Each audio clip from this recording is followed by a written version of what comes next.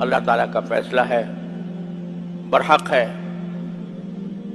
ہر ایک انسان کا ایک وقت مقرر ہے، کوئی اس سے خالی نہیں، اس سے کوئی 1 منٹ پہلے 1 منٹ پیچھے اس کو نہیں کیا جا سکتا۔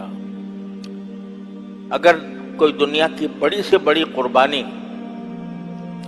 کسی انسان کے سانسوں میں، اس کے دل کے دھڑکنوں میں اضافہ کر سکتی تو صحابہ کرام رضی اللہ تعالیٰ عنہم اجمعین رسول کریم صلی اللہ علیہ وسلم کے ایک سانس کے بدلے اپنی ہزاروں زندگیاں نچھاور کر دیتے۔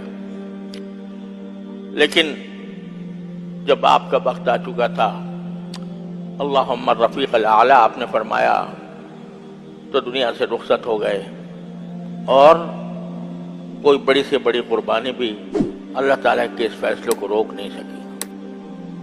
آج ہمارے ساتھ ہمارے لحاظ سے اس وقت ہمارے ماحول میں اپنے بزرگی کے اعتبار سے، اپنے علم کے اعتبار سے، اپنے فضل کے اعتبار سے، اپنے کارناموں کے اعتبار سے، اپنی خدمات کے اعتبار سے اس وقت ان سے بڑی شخصیت مجھے کوئی اور نظر نہیں آتی۔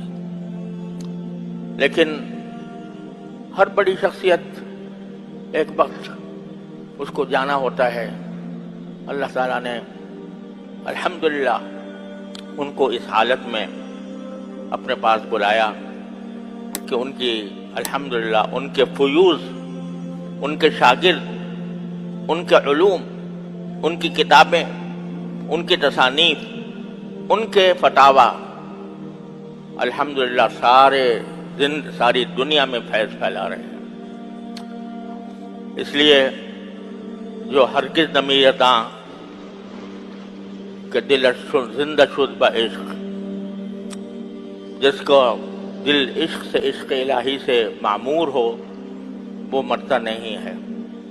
اللہ تبارک و تعالیٰ اس کے فیوض کو باقی اور قائم و دائم رکھتے ہیں۔